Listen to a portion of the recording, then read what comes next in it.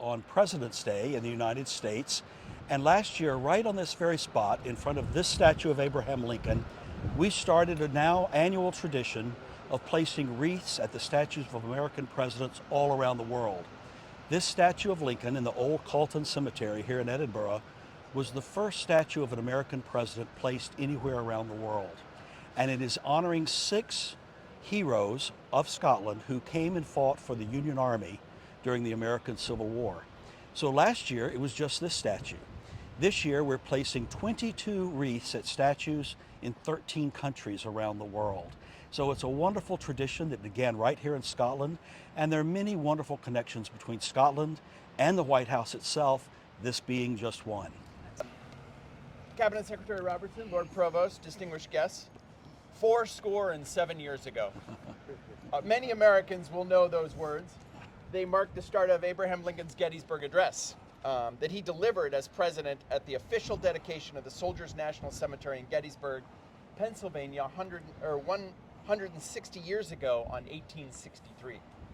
The Battle of Gettysburg was one of the costliest of the American Civil War, and it saw over 7,000 soldiers lose their lives. I think particularly appropriate this year, since our city just last year recognised and apologised for the hurt caused by our part in the slave trade and colonialism. And we have now embarked on a process of trying to make good as best we can the hurt that has been caused by slavery. So I'm particularly pleased to be at this particular memorial. So there is little more that is as fitting as this, I think, Stewart, as a legacy, because you have started something which will endure, because not only are we marking a remarkable American president, we are remembering a very important moment in the history of the United States of America, where sadly, force of arms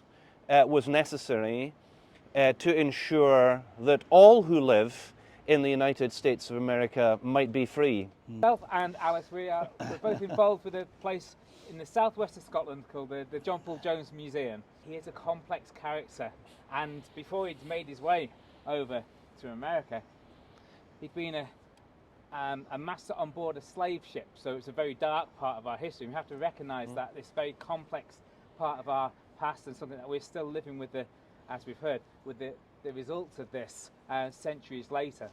The men commemorated by this monument weren't the victims of injustice. They weren't slaves, but they read about the plight of black people in chains in America, in the American South, and they read about it and they took action. They left their homes and families and made the journey across the ocean to risk their lives for those oppressed, and many didn't make it back.